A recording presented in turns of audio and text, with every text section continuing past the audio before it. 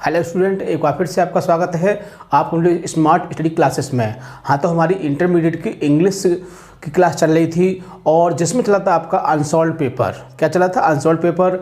एक आपका unsolved paper समाप्त हो चुका है, यानी 2020 का सेट 1 समाप्त हो चुका है। इसके जो भी क्वेश्चन थे हमने पूरी तरह आपको डिस्कस किए, समझाया अच्छी तरह से आपको। और आज हम इसका दूसरा सेट यानी कि सन 2020 का ही दूसरा सेट स्टार्ट कर रहे हैं, जिसमें हम आपको सबसे पहले बताएंगे जो सेक्शन ए है। यानी कि जैसे हमने आपको फर्स्ट पेपर को कराया था, सेट फर्स्ट को, उसी प्रकार से हम इस तरह से इसको कराएंगे। जैसे कि हमने उसमें सबसे पहले आपके 3 क्वेश्चनों को डिस्कस किया था और इसमें भी हम सेक्शन ए के आपके पहले 3 क्वेश्चनों को डिस्कस करेंगे। यानी कि आपको बताएंगे कि किस तरह से क्वेश्चनों को कर सकते हैं हम, ठीक है ना। और हमने सोचा कि ज़्यादातर स्टूडेंट के पास आंसर नहीं होगा और कुछ के पास हो भी सकता है, इसलिए हम जो भी क्वेश्चन होते हैं उसको हम लिख देते हैं और बाकी ताकि आपकी समझ में अच्छी तरह से आ सके, ठीक है ना। लेकिन हम अनसॉल्व में भी आपको समझाएंगे, क्योंकि खाली लिखने से ही मात्र काम नहीं चलेगा। क्योंकि हमने सिर्फ यहाँ पर थोड़ा थोड़ा टॉपिक लिख दिया है, जैसे कि explain with reference to the context, खाली इतना लिख दिया है। बाकी का जो मैटर है हम आपको अनसॉल्व से पढ़ के समझाएंगे ताकि आपकी समझ में ठीक प्रकार से आ सके, ठीक है। तो आज हम इसका जो सेट दूसरा है उसका पहला पार्ट आपको प्रोवाइड करेंगे सन 2020 का। इसी तरह से आपके जितने भी सेट हैं सबको हम कंप्लीट कराएंगे। सिर्फ आपको समझना है, देखना है। देखो, इससे क्या होता है कि जो हमने पढ़ा है उसको एक बार पढ़ने का फिर मौका मिल जाता है, ताकि बहुत सी चीज़ें ऐसी होती है कि हम उनको दोबारा रिवाइज नहीं कर पाते हैं, लेकिन अनसॉल्व के माध्यम से वो चीज़ें फिर से रिवाइज हो जाती हैं। जैसे कि शॉर्ट क्वेश्चंस हैं, आपने पहले पढ़ लिए होंगे, रख दिए होंगे, फिर नहीं पढ़ते होंगे, लेकिन अब क्वेश्चन दोबारा आएंगे तो आप उनको दोबारा पढ़ोगे अनसॉल्व के माध्यम से, जिससे कि आपके वो बहुत ही अच्छी तरह से तैयार हो जाएंगे, ठीक है। तो ज़्यादा समय वेस्ट न करते हुए चलते हैं अपने टॉपिक की ओर। क्लास 12th इंग्लिश ग्रामर, यानी 12th क्लास की इंग्लिश की क्लास चल रही थी आपकी, और जिसमें हम डिस्कस करेंगे आपका क्या, अनसॉल्व पेपर 2020 सेट 2। सेट आपका फर्स्ट कंप्लीट हो चुका है और अब सेट आपका सेकंड स्टार्ट हो गया है, जिसमें हम इसका पहला पार्ट आपको प्रोवाइड करेंगे। तो देखो, हम डिस्कस क्या करेंगे, यानी कि सेक्शन ए को डिस्कस करेंगे। आप अच्छी तरह से जानते हैं कि हमारे जो पेपर होता है उसमें 2 सेक्शन होते हैं, सेक्शन ए और सेक्शन बी। यानी कि सेक्शन बी में जो होती है वो ग्रामर होती है और इसमें जो होता है आपकी जो बुक होती है, जो भी होती है, ठीक है ना। तो हमने पहले ही आपको 3 क्वेश्चनों को डिस्कस किया था और आज भी हम 3 क्वेश्चनों को डिस्कस करेंगे। जो क्वेश्चन आपके सिलेबस से हटा दिए गए हैं उनको हम डिस्कस नहीं करेंगे, बाकी जो क्वेश्चन है उनको सबको डिस्कस किया जाएगा, ठीक है। तो स्टार्ट करते हैं। देखिए, पहला ही क्वेश्चन क्या लिया हमने, क्वेश्चन फर्स्ट का जो पहला पॉइंट होता है ए बी, इसमें आपको 2 पैसेज दिए होते हैं जिनका आपको क्या करना होता है। मैं इस अनसॉल्व के माध्यम से इसको पूरा समझाऊंगा आपको। तो देखो, इसमें आपका सेक्शन ए यानी कि ये इंटरमीडिएट का इंग्लिश 2020 और सेट है इसका आपका दूसरा। तो ऊपर लिखा हुआ है सेट दूसरा लिखा हुआ है और हम इसमें डिस्कस करेंगे आपका सेक्शन ए को। किसको? सेक्शन ए को। तो इसमें पहला क्वेश्चन है आपका, क्वेश्चन को देख लेते हैं। Explain with reference to the context, यानी कि क्या करना है आपको, एक्सप्लेन करना है, यानी कि एक्सप्लेनेशन लिखना है, व्याख्या करनी है उसकी, विद रेफरेंस किसके साथ, संदर्भ के साथ, टू द कॉन्टेक्स्ट, और उसका प्रसंग भी आपको लिखना है, ठीक है। Any one of the following passage, यानी कि जो आपको पैसेज दिए हुए हैं उसमें से किसी एक का करना है। तो आपको ए और बी 2 पैसेज दिए होंगे। ए वाला आपका जो है वो आउट ऑफ सिलेबस है आपके, यानी कि कुछ सिलेबस आपका हटा दिया गया है, उसमें से था, इसलिए हमने उसको काट दिया है। और इसमें जो दूसरा वाला बी वाला है ये आपके सिलेबस में है।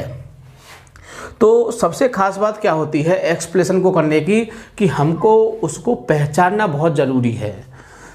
जब तक आप स्टैंजा को, यानी कि जब तक आप पैसेज को पहचान नहीं पाओगे आप उसे कर नहीं सकते हैं। तो पहचानना बहुत ही ज़रूरी है। तो देखो, यदि आप मैं उसको थोड़ा सा पढ़ता हूँ तो आप बहुत ही आसानी से पहचान लोगे। इन एंशिएंट टाइम्स, ये तो मैंने यहाँ पर लिख भी दिया है, शुरू के पॉइंट जैसा आप उसमें करते हैं, और ये अंत बोमेन लिख दिया है। तो खाली मात्र एंशिएंट, यानी कि ये शुरू का वर्ड ही यदि आप याद रखते हो, और मैंने बताया भी था आपको कि अगर आपको पहचान बनानी है तो या तो शुरू में बनाओ या फिर अंत में बनाओ। और देखो, अंत में अभी देखो आपको पहचान दिखाई दे रही है बोमेन। तो एक वोमेन का आपका चैप्टर है, यानी कि वोमेन्स एजुकेशन। क्या है? वोमेन्स एजुकेशन, जिसे एस राधाकृष्णन ने लिखा है, सर्वपल्ली राधाकृष्णन ने इसको लिखा है। तो आपने पहचान लिया, यानी पैसेज को पहचाना कि ये इस चैप्टर का है और इस चैप्टर के ये राइटर हैं, यानी ये लेखक है। तो बहुत ही आसानी से पहचान सकते हो और बहुत ही आसानी से आप इसका जो पहला पॉइंट है रेफरेंस, उसे लिख सकते हो। और देखो, हमने इसका एक वीडियो बनाया था आपको, जो हमने आपको प्रोवाइड भी किया था, तो बहुत ही अच्छी तरह से आप उसको इसमें समझ सकते हैं, देख सकते हैं जाके उसको। और रेफरेंस हम यहाँ पर हमको समझाएंगे और कॉन्टेक्स्ट भी बताएंगे कैसे लिख सकते हैं, ठीक है। सब कुछ आपको बहुत ही अच्छी तरह समझाया जाएगा, सिर्फ आपको अच्छी तरह से समझना है, ठीक है। तो अब इसमें क्या है कि in ancient times our women had a ceremony of performed for them, they were entitled to a study of Vedas, यानी कि महिलाओं को क्या है, वेदों को पढ़ने का वो अनुमति होती है उनको। They were also entitled to the chanting of Gayatri mantra, वो गायत्री मंत्र को भी पढ़ सकती हैं। तो देखो, ये सब इसमें बताया गया है। जब ये सब इसमें बताया गया है तो आप बहुत ही आसानी से पहचान सकते हो किसका है हमारा ये वोमेन्स एजुकेशन का है। जब आपको इतना पता चल जाएगा, फिर आप उस पैसेज को उससे आगे नहीं पढ़ेंगे, क्योंकि फिर पूरा पैसेज पढ़ना क्या होता है, टाइम वेस्टिंग होता है। जैसे ही आप उसको पहचान लें, आपने पहचान लिया कि ये हमारा इस चैप्टर का है, बस पहचानते ही आप उसको लिखना शुरू कर दीजिए। तो क्या लिखोगे? सबसे पहले आप उसमें रेफरेंस लिखोगे। रेफरेंस में क्या लिखते हैं आप जानते होंगे, यानी रेफरेंस में क्या होता है कि चैप्टर का क्या होता है, चैप्टर का नाम आना चाहिए और उसके लेखक का नाम आना चाहिए, राइटर का नाम, है ना। तो आपका ये कंप्लीट हो जाता है। यदि आपका रेफरेंस सही होता है तो बहुत ही आसानी से आप इसमें मार्क्स गेन कर सकते हो। तो रेफरेंस में क्या होता है, कह सकते हैं कि these lines have been from the lesson, किससे लिया गया है? अभी हमने बताया कि इसमें वोमेन आ रहा है, तो क्या वोमेन्स एजुकेशन से लिया गया है। और हमने आपको एक बात बताई थी कि यदि जब आप इसको बिल्कुल करेक्ट पहचान लें कि ये हमारा इस चैप्टर का है, तो आपको उसको डार्क पेन से लिखना है। यानी कि जब सब कुछ आप नीले से लिख रहे हैं तो इसको ब्लैक से लिखेंगे। तो किसका है? वोमेन्स एजुकेशन का है। और इसे किसने लिखा है? एस राधाकृष्णन ने। तो कह सकते हो रिटन बाय, किसने लिखा है?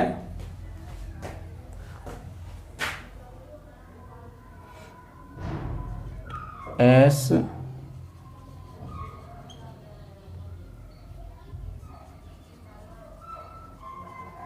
राधाकृष्णन, ठीक है ना। तो बहुत ही आसानी से आप लिख सकते हो, बिल्कुल भी समस्या नहीं आई। अगला पॉइंट आता है कॉन्टेक्स्ट। अब कॉन्टेक्स्ट में क्या बताया गया है? कॉन्टेक्स्ट में बताया गया है कि महिलाओं की शिक्षा बहुत अच्छी होनी चाहिए, उन्हें उपनिषद पढ़ने का मौका देना चाहिए और वो गायत्री मंत्र पढ़ सकें, वेदों को पढ़ सकें। तो ये सब उनको छूट देनी चाहिए। तो यही इसमें लिखना होता है कॉन्टेक्स्ट में। तो बहुत ही आसानी से आप इसको लिख सकते हैं। और देखो, इसको हमने उसमें लिखवाया भी है बहुत अच्छी तरह से, बहुत ही सरल लैंग्वेज में लिखवाया है। और देखो, हमने तो यहाँ तक है कि आपको एक चैप्टर में 1 या 2 ही कराए हैं, ताकि उनको आप बहुत ही आसानी से याद कर सकें, ठीक है। तो इस तरह से आप इस क्वेश्चन को बहुत ही आसानी से कर लोगे और 2 बार जाके अपने उस वीडियो को देख लोगे, या आपका नोट्स होंगे तो नोट्स में जाके पढ़ सकते हो उसको, ठीक है ना। क्योंकि इसको हम पूरा लिखेंगे, बहुत समय वेस्ट होगा, क्योंकि ये तो लर्न टॉपिक है, ठीक है ना। आगे देखिए, दूसरा क्वेश्चन है answer any one of the following question 30 word, यानी कि 3 क्वेश्चन आपको दिए होंगे और 3 में से आपको किसी एक का आंसर लिखना होगा 30 वर्ड में, ठीक है ना। तो क्या होता है कि हमने यहाँ पर सिर्फ आपको आंसर लिखे हैं और क्वेश्चन हम किस में डिस्कस करेंगे, इसमें करेंगे। वैसे देखो, इनके आंसर आपको जो हमने नोट्स प्रोवाइड किए उनमें भी दिए हुए हैं और एक भी क्वेश्चन हमारा आउट नहीं है, सब क्वेश्चन आपको उसमें मिल जाएंगे। लेकिन फिर भी हम यहाँ पर इसको डिस्कस कर देते हैं ताकि आपकी समझ में ठीक प्रकार से आ सके। तो क्वेश्चन है इसमें, what was ultimate impression of Douglas about India and the people he saw in the village as well as in high offices, यानी कि देखो इंटरमीडिएट में क्या होता है, मैं आपको समझा देता हूँ कि क्वेश्चन जो होता है वो सेम क्वेश्चन होता है, लेकिन स्टूडेंट को उलझाने के लिए उसमें कुछ वर्डों को क्या कर दिया जाता है, कुछ वर्डों को चेंज कर दिया जाता है ताकि स्टूडेंट उसको समझ नहीं पाता है और वो सोचता है ये तो दूसरा क्वेश्चन है, इसका आंसर क्या होगा, इसका तो आंसर कोई अलग होना चाहिए, और वो उसको उस क्वेश्चन को छोड़ देता है। सेम कंडीशन इसमें भी देखो, ये क्वेश्चन हमने आपको लिखवाया था, कौन सा वाला, फेल इन लव वाला, कि लेखक जो विलियम डगलस थे वो भारत से क्यों प्रेम करने लगे थे। और सेम यही आपका क्वेश्चन ये है इसमें कि what was the ultimate impression of William C Douglas about Indian, यानी कि भारतीय लोगों का और जो डगलस जो थे, इसमें देखो उसमें विलियम सी डगलस है, इसमें खाली डगलस लिखा है, क्या प्रभाव पड़ा था और कैसे प्रभाव पड़ा था। तो people saw the in village, उसने गांव में लोग देखे, और साथ ही साथ बड़े उच्च ऑफिस थे उस कार्यालय, उनमें भी उसने लोग देखे, तो क्या प्रभाव पड़ा था, तो क्या प्रभाव पड़ा था उन पर। तो ये सब देखो उसमें वही क्वेश्चन है वही, और सिर्फ उसको थोड़ा घुमा दिया है ताकि आप लोग समझ ना सकें और आप उसका आंसर ना लिखें। तो इंटरमीडिएट में यही होता है, सिर्फ आपको उलझाया जाता है, आपको उलझना नहीं है। आंसर देखो सेम वही है। The writer William C Douglas fell in love with India, यानी कि लेखक विलियम सी डगलस जो थे वो भारत से प्रेम करने लगे थे, बिकॉज क्योंकि दे हैड सेल्फ रेस्पेक्ट, क्योंकि उनके पास क्या था, आत्मसम्मान था, सम्मान की भावना थी, and passion for their independence, और किसने अपनी जो स्वतंत्रता के प्रति क्या थी, उनके अंदर अच्छी भावना थी। तो देखो यही आंसर है, और देखो इस आंसर को हमने आपको नोट्स में प्रोवाइड किया है और वीडियो में प्रोवाइड किया था, चाहे तो आप इसको देख सकते हैं, सिर्फ इसकी कंडीशन बदल दी है, बाकी सब कुछ सेम है, ठीक है ना। सेकंड क्वेश्चन है आपका, who was the AG gardener's fellow traveller, यानी कि एजी गार्डनर का जो सहयात्री था वो कौन था। तो आपने पढ़ा होगा बहुत अच्छे, हमने आपको समझ सुनाई थी, वो एक मच्छर था, मॉस्किटो था, ठीक है ना। तो हु को हटाएंगे, मॉस्किटो लगाएंगे, बहुत ही आसानी से इसका हो जाएगा। आगे देखा है, when did he became conscious of it, वह इससे कब परिचित हुआ था, यानी कि उससे वो कब परिचित हुआ था, किससे, मॉस्किटो से। तो देखो इसमें वर्ड को चेंज कर दिया है, खाली इसमें उस वर्ड को बदल दिया है, उसमें बिवेयर था, इसमें ये क्या लिख दिया है, इसमें लिख दिया है आपका यानी कि कॉन्शियस। तो ये थोड़ा सा बदल दिया है क्योंकि विद्यार्थी भ्रमित हो जाएं और वो उस क्वेश्चन को छोड़ दें। सेम ही आंसर है, देखो देखते हैं इसमें, ए मॉस्किटो वाज एजी गार्डनर्स फेलो ट्रेवलर, यानी कि एक मच्छर जो था वो सहयात्री का क्या था, सहयात्री था लेखक का, एजी गार्डनर का। He became conscious of it, यानी वह उससे क्या हो गया था, परिचित हो गया था, भ्रमित हो गया था, भ्रम में आ गया था। व्हेन, कब, द मॉस्किटो केम, जब मच्छर आया, and set on his nose, और उसकी नाक पर बैठ गया था। तो देखो ये वर्ड सिर्फ बदल दिया है उसने तुमको भ्रमित करने के लिए, बाकी सब कुछ सेम है। तो उसको आप परेशान नहीं होना है, जब उसने ये वर्ड दे दिया है तो तुम इस वर्ड को लिख दीजिए, आपका आंसर कंप्लीट हो जाएगा, ठीक है ना। आगे देखिए तीसरा क्वेश्चन है इसमें, what is the importance of education in our life, यानी कि शिक्षा का हमारे जीवन में क्या महत्व है। तो आप देखो खुद समझदार हैं कि शिक्षा का हमारे जीवन में क्या महत्व है। ये एक ऐसा क्वेश्चन है कि यदि आपको याद भी ना होगा तो भी आप इसको कर सकते हैं, क्योंकि आप पढ़ रहे हैं तो आप पढ़ाई का क्या महत्व आप बहुत अच्छे से जानते हैं। तो कुछ क्वेश्चन ऐसे कॉमन होते हैं जिनका आंसर यदि हमको पता भी नहीं है तो भी हम उसमें लिख सकते हैं। और ऐसा भी एग्जाम में होता है कि 3 में से एक क्वेश्चन आपको ऐसा कॉमन आएगा कि यदि आपको उसका आंसर ना भी पता होगा फिर भी आप उसके आंसर को लिख दोगे। सिर्फ क्या है, उसको समझना है क्या है, उसको समझना है और समझ उसका आंसर लिख दीजिए। देखो जैसे मैंने लिखा है, there are great importance of education in our life, यानी कि हमारे जीवन में किसका, शिक्षा का बहुत महत्व है। बिकॉज, क्योंकि education gives us sense of, क्योंकि शिक्षा जो है वो हमें क्या देता है, वो हमें बुद्धि देता है, ज्ञान देता है किस चीज़ का, व्हाट इज़ राइट क्या सही है, एंड व्हाट इज़ रॉन्ग क्या गलत है। यानी कि शिक्षा हमको क्या देता है, हमको सेंस देता है, हमको ज्ञान देता है कि क्या सही है और क्या गलत है, तो यही तो करता है, ठीक है ना। तो बहुत ही आसानी से इसके आंसरों को आप लिख सकते हैं, बिल्कुल भी आपको दिक्कत नहीं आएगी। और इनके आंसर हमने उसमें भी आपको दिए हैं, लेकिन यदि आपको इस समय एट ए टाइम के सरल लगते हैं तो आप इनको याद कर सकते हैं, ठीक है ना। लेकिन आपने पहले उनको याद कर लिया होगा, ये तो हमने यानी कि इसी बेस पर लिखवा दिए हैं जिस बेस पर ये क्वेश्चन दिए हुए हैं, ठीक है ना। आगे देखो अगला क्वेश्चन आता है इसका तीसरा, फिल इन द ब्लैंक्स। देखो ये आपकी वोकैबुलरी आती है, यानी कि एग्जाम में जो आपके सिलेबस में से ही आती है, ये आउट ऑफ कोर्स नहीं आती है, यानी कि उसी में से आएगी। यदि आपने चैप्टर को अच्छी तरह से पढ़ रखा है तो बहुत ही आसानी से आप इसको कर सकते हैं, और 4 मार्क्स की होती है, कहीं कुछ लेने जाना नहीं है, सब कुछ इसमें ही मिलेगा आपको। देखिए देखते हैं, अवर सिविलाइजेशन यानी हमारी सभ्यता, विल इट्स कंटिन्यूटी यानी हमारी सभ्यता जो है, विल खाली जगह, इट्स कंटिन्यूटी अपनी निरंतरता को रखेगी, क्या रखेगी, रिगेन प्राप्त रखेगी, रिटेन, गेट, अचीव। तो देखो ये तीनों वर्डों का मतलब क्या है, सेम है, सेम वर्ड हैं, तो ये तो हो नहीं सकते तीनों वर्ड, इसलिए क्या आएगा इसमें, रिटेन आ जाएगा, ठीक है ना। यानी कि हमारी सभ्यता जो है वो निरंतरता को बनाए रखेगी। आगे देखो बी पार्ट को देखते हैं, ऑल पावर इज यानी कि सभी शक्तियाँ क्या होती हैं, इज होती हैं विद इमूवेबिलिटी। तो देखो इसमें ऐसे ही इसमें भी आपके 3 वर्ड क्या हैं, कनेक्टेड जोड़ती हैं, लिंक जोड़ती हैं, एसोसिएट में भी जोड़ना होता है, और फॉर्म में क्या होता है, बनाना। यानी कि सभी जो शक्तियाँ होती हैं वो किससे बनती हैं, निरंतरता से, यानी कि इमूवेबिलिटी से बनती हैं, इसके द्वारा बनती हैं, ठीक है ना। तो ये इसमें आपको इसको ये आपका करेक्ट हो जाएगा, ऐसे इसमें ये करेक्ट हो जाएगा आपका। आगे सी पॉइंट को देखते हैं, इसका देखिए, it is an immense to the mother to get rid of Fateh. इसमें ब्लैंक आपका छूट गया है, तो ये ब्लैंक इसका यहाँ पर है, ठीक है।